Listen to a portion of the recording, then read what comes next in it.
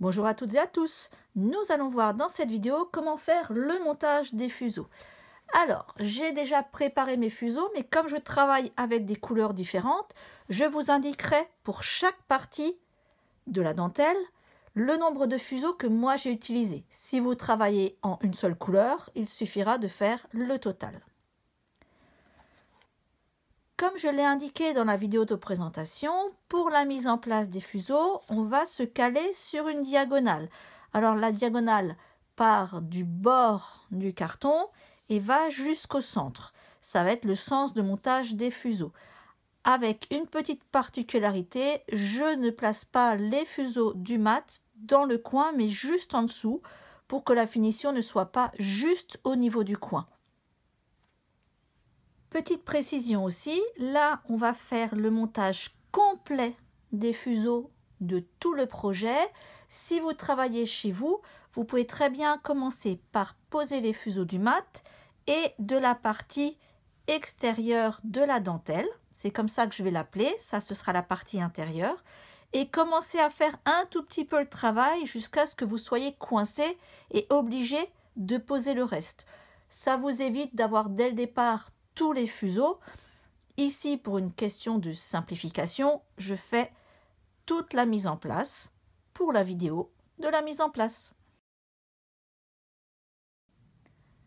Pour le mat extérieur, j'ai préparé une paire d'épingles que nous voyons ici bien remplie, une paire de meneurs bien remplie, ça va faire tout le tour, et une troisième paire bien remplie qui va être la paire de chaînes intérieure. Pourquoi? Tout simplement parce qu'il va y avoir ici, à chaque coin, l'échange entre la paire d'épingles et la paire de chaînes qui va monter. Donc, elles vont s'échanger comme d'habitude. Donc, je veux être sûre d'avoir assez de fils pour tout le long du travail.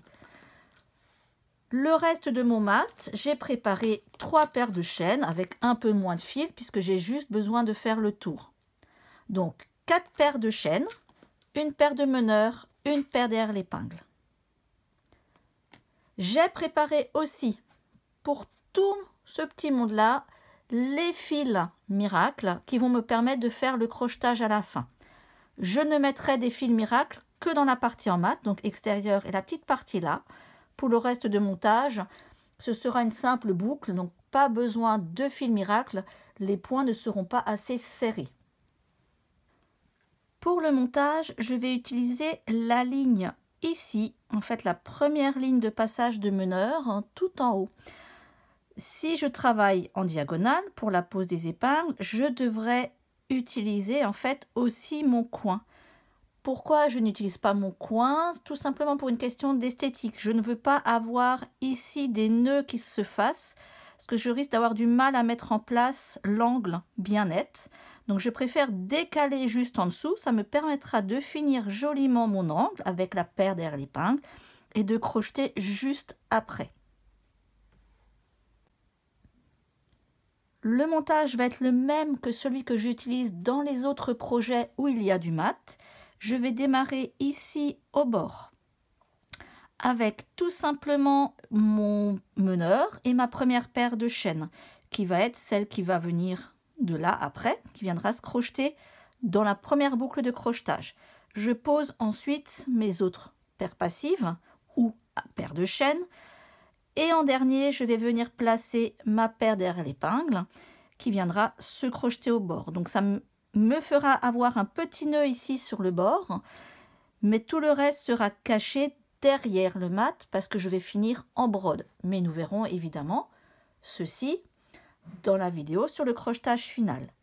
Ce sera exactement le même montage pour le mat intérieur. Je vous montrerai ça plus tard. Je vais placer ma première épingle ici à la jonction entre la ligne de meneur et la ligne qui marque le début des paires passives. Je place donc ma paire de meneurs en premier, ma paire passive bien remplie, c'est celle-là qui doit aller en premier, donc en étoile. Je pose mon fil miracle. Alors, petit rappel, le fil miracle, vous avez d'un côté un nœud, de l'autre côté la boucle. Le nœud doit être au milieu des 4 fuseaux. je passe le reste du fil sous une des paires, paire de droite ou paire de gauche. Je cale mon fil miracle un côté à gauche de l'épingle, l'autre côté à droite de l'épingle pour qu'il vienne bien se caler sur l'épingle et je le bloque à l'arrière avec une épingle pour qu'il ne bouge plus, simplement plus loin sur le carreau. Pour que ce soit bien tendu mais pas trop non plus, que ça ne déforme pas. Quand ça c'est fait, je finis en refermant avec un croisé pour retrouver ici à droite ma paire de meneurs et ici à gauche ma première paire passive. Pour les autres paires passives, je vais utiliser une épingle provisoire.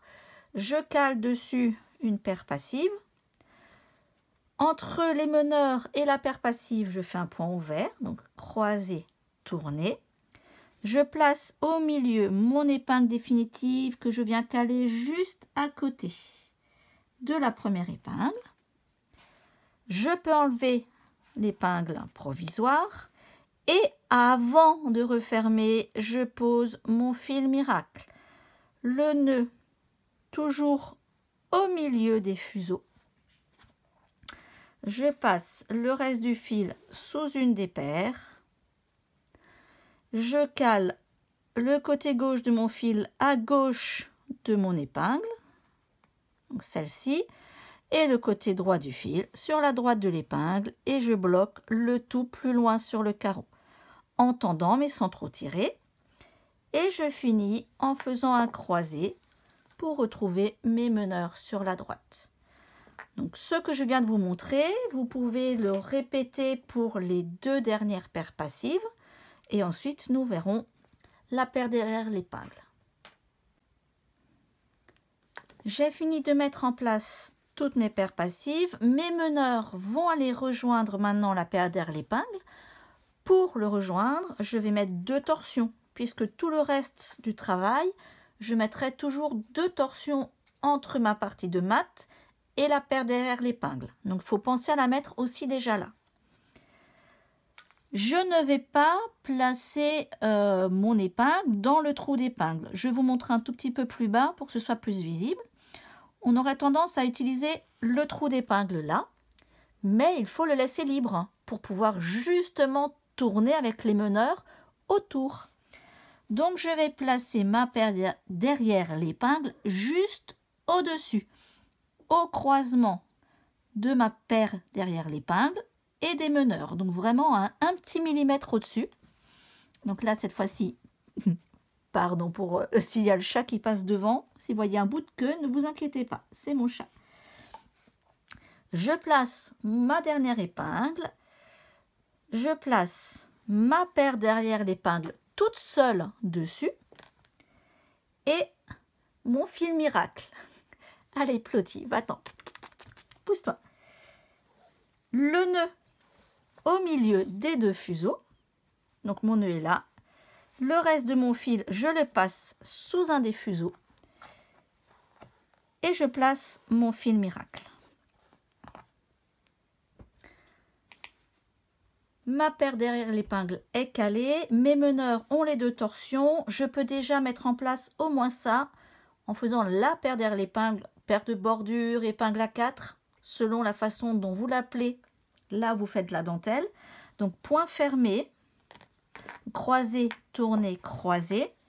J'obtiens ici mon point fermé. Je vais mettre l'épingle à 4, cette fois-ci, bien dans le trou d'épingle. Donc, celui-ci, hein, sauf que là, c'est tout là-haut. C'est vraiment mon épingle poteau.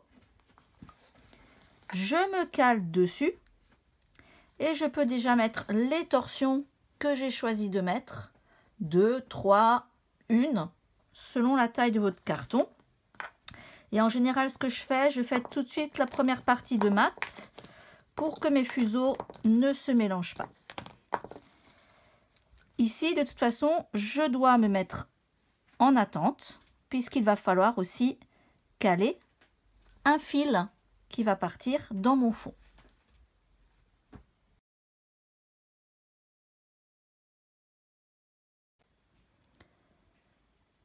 Je vais commencer par installer la paire et pas le fil comme j'ai dit juste avant, ici qui est raccroché au mat.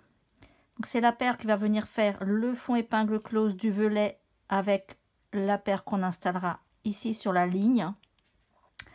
Donc je vais la poser ici et ensuite elle viendra simplement s'intégrer dans le mat plus loin. Donc c'est la seule paire que j'installe au niveau du mat. Quand j'installe une paire qui doit être, on va dire, crochetée dans le mat au démarrage, je place mon épingle poteau dans le trou d'épingle, là où mes meneurs se calent. Je fais sur mes meneurs les 2 torsions et je vais installer ma paire qui va partir dans la dentelle. Donc cette paire-là, en fait, je la pose, enfin, je la cale contre l'épingle et je vais mettre un fuseau à gauche des meneurs, un fuseau à droite des meneurs. Donc mes meneurs se retrouvent au milieu. Je prends mes meneurs en main et je les passe simplement par-dessus ici le fuseau de droite parce que mon mat est à droite. Si vous faites le montage sur la gauche, vous passez vos meneurs par-dessus le fuseau de gauche. Le but est de rejoindre la partie en mat.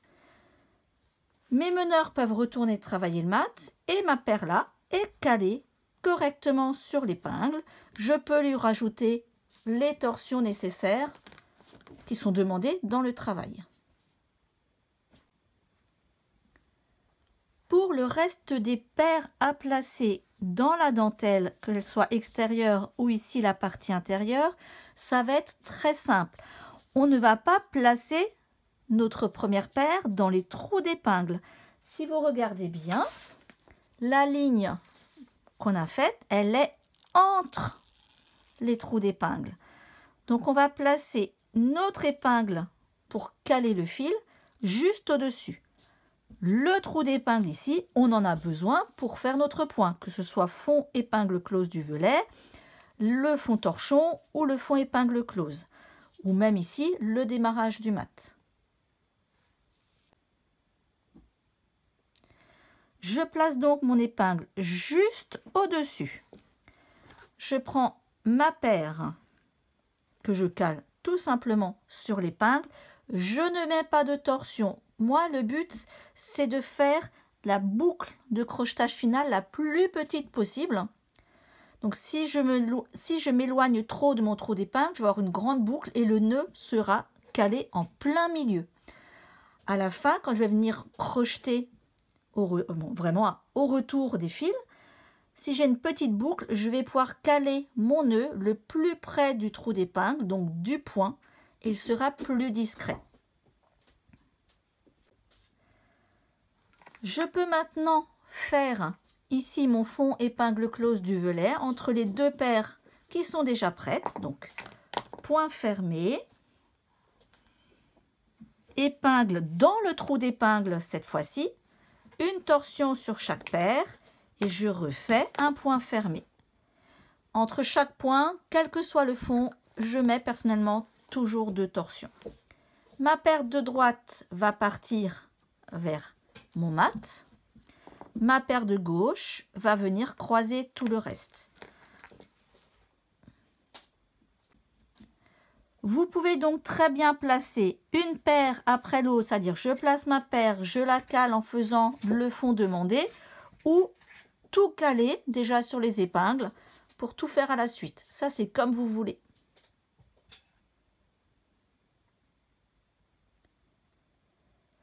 J'ai calé déjà tous mes fonds épingle close du volet. J'arrive au mat.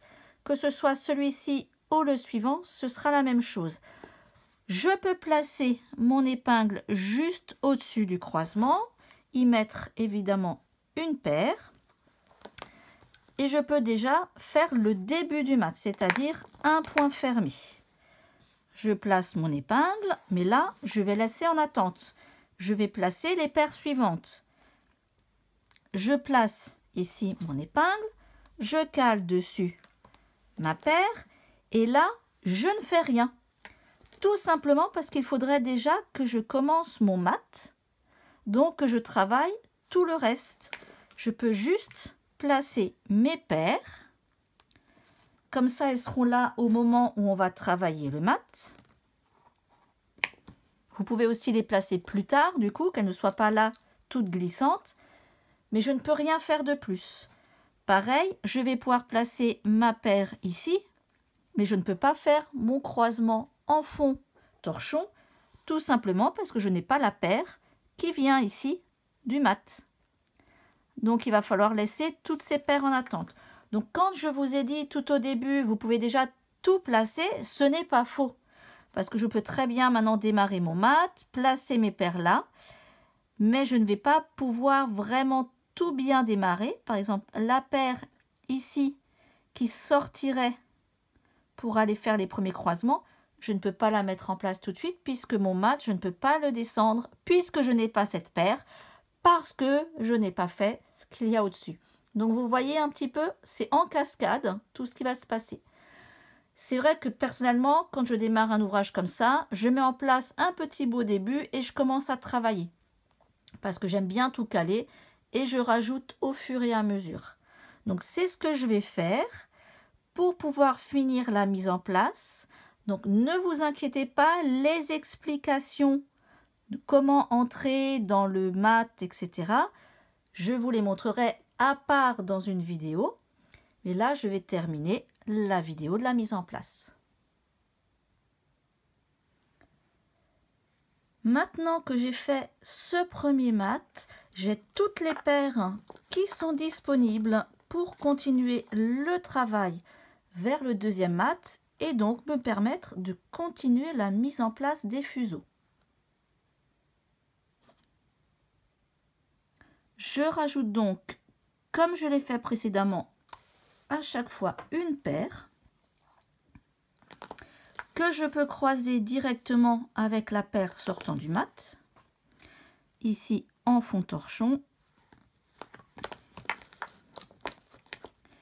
J'arrive au point suivant, j'ai déjà ma paire qui vient à droite, je dois en rajouter une seule paire qui va pouvoir me permettre de démarrer mon mat.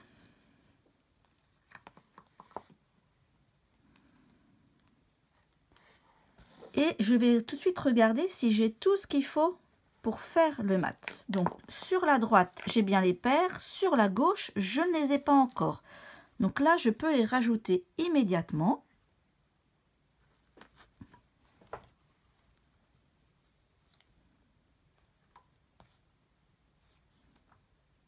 Voilà. Et une dernière ici, c'est la paire qui va venir faire le coin du mat, rentrer dans le mat pour ressortir. Je vais avoir besoin de cette paire-là pour ensuite pouvoir commencer la mise en place du mat, puisque cette paire va venir croiser tout de suite le mat et repartir dans la dentelle. Donc, je la pose.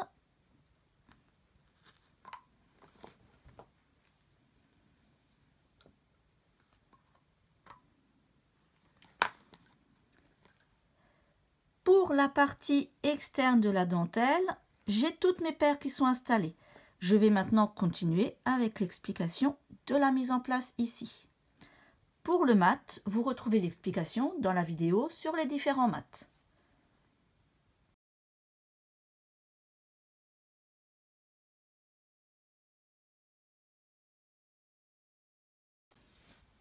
Nous allons voir le montage de notre cadre en mat. Alors, à la différence de celui qu'on a sur l'extérieur, celui-ci n'a pas de paire derrière l'épingle. Donc, j'ai préparé tout simplement une paire de meneurs et 3 paires passives qui vont simplement faire tout le tour du cadre.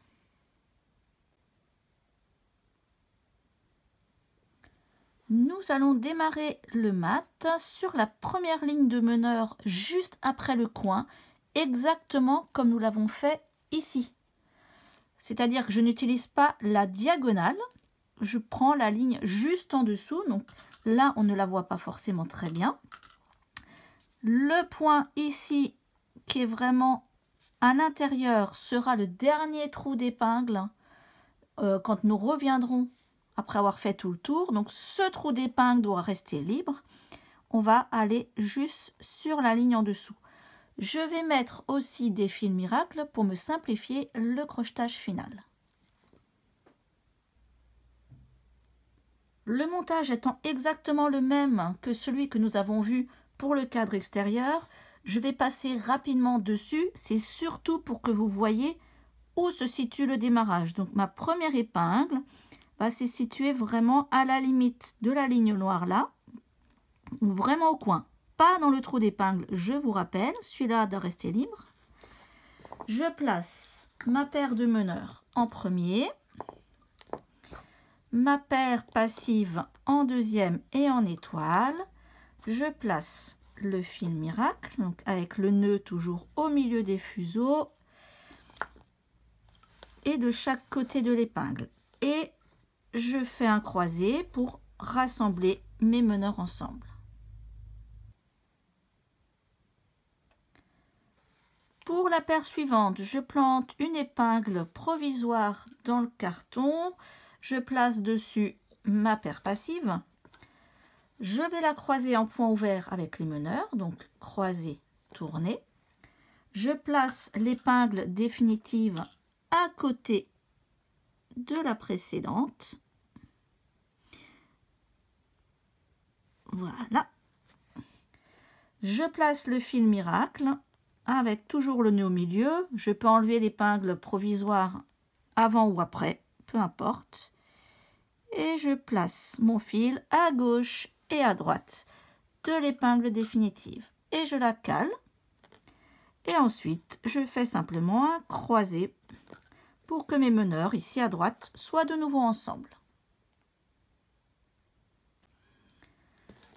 Je mets en place la troisième et dernière paire passive. Toujours pareil, hein, avec une épingle provisoire, l'épingle définitive, juste à côté. J'enlève l'épingle provisoire, le fil miracle. Alors, je vous montre jusqu'au bout parce qu'on va tout de suite faire le premier croisement entre nos meneurs et la paire qui vient du fond torchon de notre dentelle ici en bleu. Donc mon petit mat est installé. Je vais maintenant tout de suite croiser donc ma paire qui vient de la partie en bleu avec mes meneurs qui eux n'ont pas de torsion. Je fais donc mon point fermé, c'est la même méthode que ce qu'on a vu sur le bord. Il n'y a pas de changement.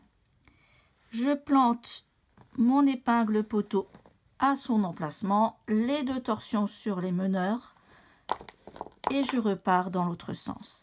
Et vous voyez, ma paire ici de mon fond torchon repart dans le travail côté bleu. Et mes meneurs, eux, repartent dans leur bande en violet. On est prêt pour installer les nouvelles paires de l'autre côté.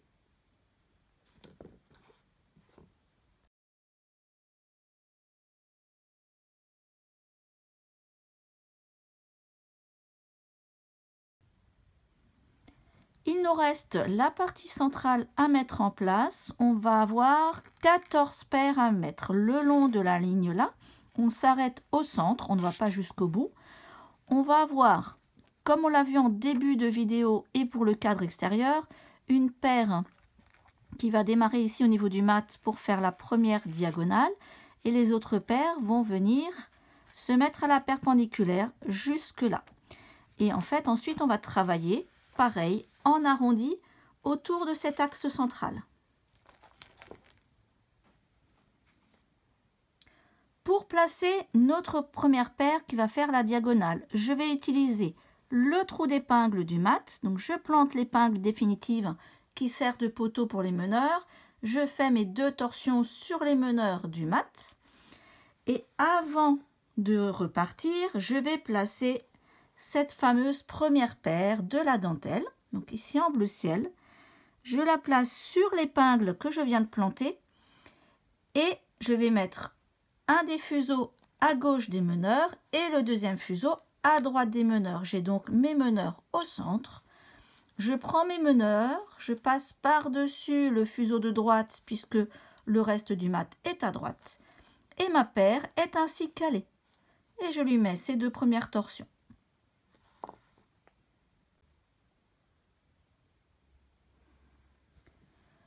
Pour toutes les autres paires sur la diagonale, on va faire comme nous l'avons déjà fait là-haut, simplement planter une épingle au-dessus du trou d'épingle pour placer la paire à ajouter. Alors, vous pouvez la travailler tout de suite si vous voulez, comme on l'a fait au-dessus, si ça vous permet de la caler, mais ce n'est pas obligatoire. Vous pouvez juste poser au-dessus simplement chaque paire. Alors, attention, on va aller jusque là. Je vais vous mettre une épingle à tête pour visualiser, c'est-à-dire jusqu'à la moitié, jusqu'au centre du carré, pas plus loin. Mais nous avons ici la grille. C'est le même cas de figure qu'au-dessus. On va pouvoir placer nos paires, mais pas forcément tout travailler, puisqu'on va d'abord avoir besoin des paires qui viennent ici de la droite pour pouvoir faire notre grille. Donc, petit conseil, avancez déjà vos paires jusqu'au début de la grille et patientez pour mettre tout le reste pour éviter d'avoir des paires qui ne seront pas bien accrochées. Elles risquent de vous gêner plus qu'autre chose. Alors, ce n'est pas interdit, c'est juste conseillé pour un côté pratique, puisque vous ne pourrez effectivement pas les faire travailler avec la paire qui fait la diagonale, puisque là on est dans la configuration d'une grille.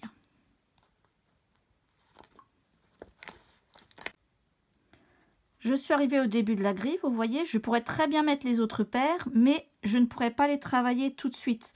Donc avoir une paire qui est simplement placée sur une épingle alors que je vais devoir tout pousser pour venir travailler sur la droite, c'est autorisé évidemment, comme je vous l'ai déjà dit, mais ça risque vraiment de ne pas être stable et vous risquez que votre fil passe par-dessus l'épingle. Donc pour pouvoir avancer là, je vais déjà devoir avancer ici avec mes points d'esprit carrés et en fait faire toute cette partie là pour avoir tous les fils nécessaires jusqu'au coin ici du carré en grille.